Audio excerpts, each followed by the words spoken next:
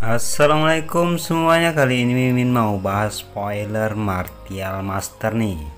Nah, jadi bagi yang nggak suka silahkan di skip aja, dan bagi yang suka tolong dibantu like, komen, dan subscribe. Oke, langsung saja kita masuk dalam pembahasan kita, gaspol. Saat ini di luar kota, sesosok yang punya aura gelap berdiri di luar Black Mars City, memancarkan roh jahat kemana-mana.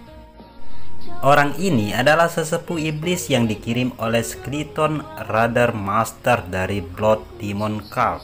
Dalam beberapa hari ini, sepuh iblis ini mengikuti aura Kinchen sampai ke tempat ini, yang membuat semua orang takut ketika melihatnya karena dia adalah tetua inti dari Blood Demon Cult.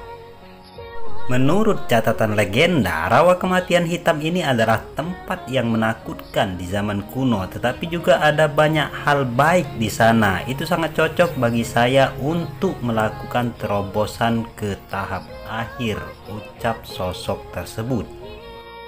Tapi sebelum itu, aku harus menemukan jejak anak itu dulu, ujar sesepuh iblis kembali. Dengan mata dingin, lalu dia mengguncang tubuhnya dan menghilang ke Black Mars City dalam sekejap. Pada saat yang sama, di reruntuhan batu yang terletak di dekat danau, Kinchen terus memperbaiki rantai untuk melakukan terobosan. Dia terus-menerus mengkonsolidasikan basis kultivasinya, membuat kultivasinya lebih kuat dan lebih kuat lagi. Ketika dalam perbaikan rantai, Kinchen hampir lupa waktu, dan ketika merasakan budak jubah hitam keluar dari formasi, barulah dia membuka matanya. Melihat Kinchen keluar, sedikit kegembiraan melintas di wajah budak jubah hitam tersebut. "Tuan Kinchen, keadaan saya sekarang sesuai dengan yang Anda harapkan," ujarnya. Kini Kinchen dapat melihat bahwa keadaan budak jubah hitam telah berubah lebih baik dari sebelumnya. Lalu sebuah pil muncul di tangannya dan berkata, "Ini adalah pil jamur pahit. Anda dapat meminumnya terlebih dahulu untuk mengeringkan aura dari tubuh Anda dan menyesuaikan keadaan hingga ekstrim." "Baiklah Tuan Kinchen," jawab budak jubah hitam sambil mengambil pil jamur pahit dengan gembira. Saya telah memurnikan beberapa pil jamur pahit ini. Jika satu pil tidak cukup, Anda dapat memberitahu saya nanti," ujar Kinchen kembali berkata. Setelah mendengar kata Kinchen, budak jubah hitam dengan segera menelan pil tersebut. "Setelah menelan pil tersebut, saya merasa kondisi saya lebih baik dari sebelumnya," ujar lelaki berjubah hitam itu.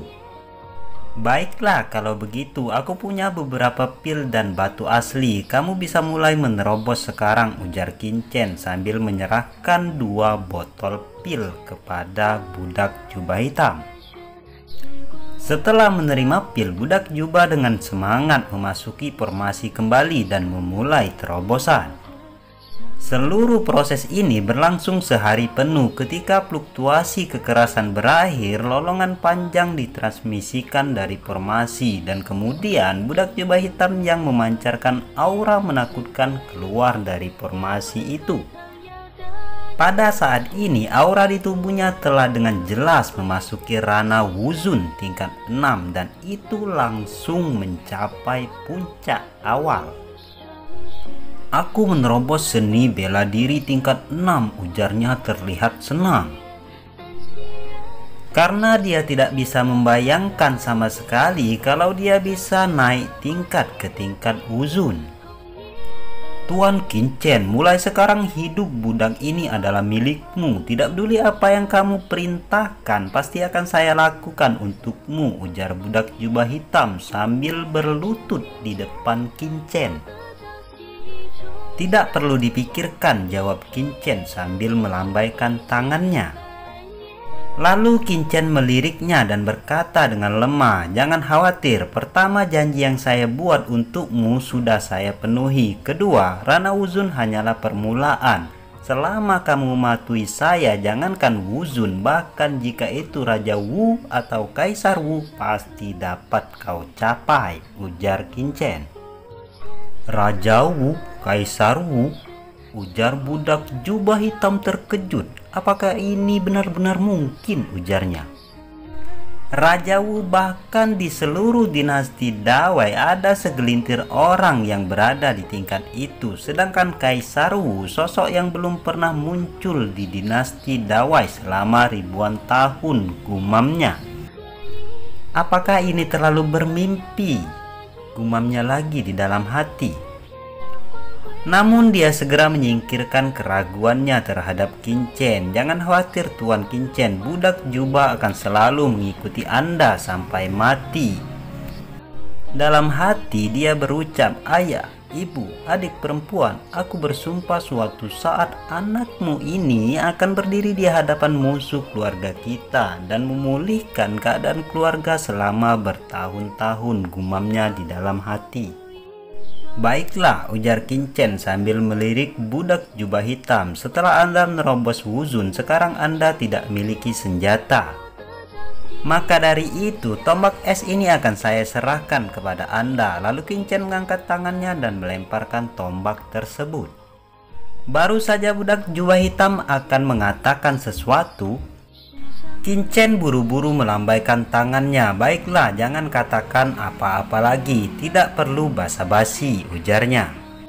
Sekarang saatnya kita untuk pergi. Setelah berapa saat, dua sosok manusia dengan cepat terbang melintas rawa kematian hitam menuju ke tempat reruntuhan bawah tanah. Apa yang menarik perhatian Qin-Chen adalah rawa ini memiliki aura obat roh yang samar-samar keluar dari lubang-lubang kedalaman yang tidak tahu kemana arahnya. Aku tidak tahu berapa banyak orang yang mencari tempat ini, ujar Qin-Chen menggelengkan kepalanya. Dilihat dari jejak ini, tempat ini telah diserbu oleh ribuan prajurit dan setiap lubang kemungkinan besar adalah sebuah lorong. Bahkan jika ada harta karun nyata, saya khawatir itu telah diambil oleh orang lain. Namun dilihat dari susunan lubang-lubang ini, tempat ini mungkin memang peninggalan kuno, ujar Qin-Chen kembali. Setelah beberapa saat merenung, sosoknya melesat dan dia terbang langsung ke salah satu lubang di mana napas roh obat masih dirasa banyak. Qin-Chen berpikir bahwa apa yang dilihatnya akan menjadi tempat seperti gua bawah tanah, tetapi siapa yang tahu bahwa ketika mereka sampai, apa yang tampak baginya adalah dunia lain, yaitu pemandangan langit yang suram dan bumi yang gelap seperti rawa kematian hitam lainnya. Jika bukan karena Qin-Chen dan budak jubah hitam terbang di lorong bawah tanah untuk waktu yang lama sebelum mereka datang ke tempat ini, mereka bahkan akan berpikir bahwa itu masih rawa kematian hitam. Tuan muda, tempat apa ini? Tanya budak jubah hitam. Qin-Chen mengerutkan kening dan berkata, ada dua kemungkinan, salah satunya adalah dunia bawah tanah rawa maut hitam. Itu dibentuk oleh kekuatan kuno menggunakan cara yang kuat untuk membentuk keberadaan misterius. Kemungkinan kedua adalah bahwa itu sebenarnya hanya tempat khusus di kedalaman rawa maut hitam dan lorong bawah tanah yang baru saja kita lewati hanyalah pintu masuk ke tempat khusus tersebut. Ayo terus maju, dan mereka berdua pun terbang dengan cepat di runtuhan bawah tanah ini. Awalnya dia berpikir bahwa akan ada banyak ramuan di reruntuhan bawah tanah ini, tetapi Qin-Chen kini telah terbang cukup lama namun tidak melihat satupun ramuan di sana. Malah kini yang mereka temukan adalah sebuah racun. Setelah Qin-Chen menganalisanya, ternyata racun ini yang menjadi penyebab perubahan di dunia luar. Lalu di mana aroma obat yang saya rasakan sebelumnya? Ketika melewati beberapa tempat, budak jubah dan Qin-Chen melihat jejak pertempuran dan beberapa jejak kaki di rawa kematian hitam. Dapat dilihat bahwa banyak orang telah lewat sebelum ini.